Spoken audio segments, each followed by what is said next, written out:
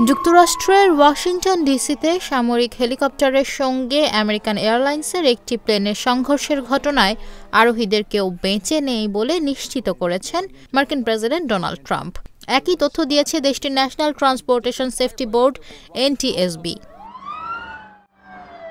এ ঘটনায় শোক জানিয়ে জো বাইডেন প্রশাসনের ব্যর্থতার কথা তুলে ধরেন ট্রাম্প।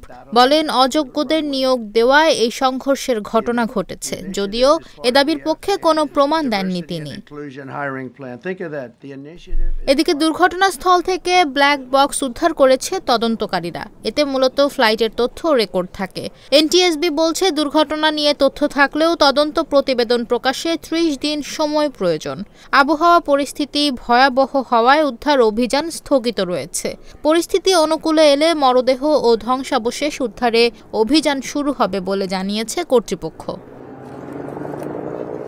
বুধবার স্থানীয় সময় রাত ৯টার দিকে আকাশযান দুটি বিধ্বস্ত হয়। হেলিকপ্টার ও বিমানে ৬৭ আরোহী ছিল। এর মধ্যে ৩ রুশ নাগরিক ছিল বলে জানিয়েছে রাশিয়া।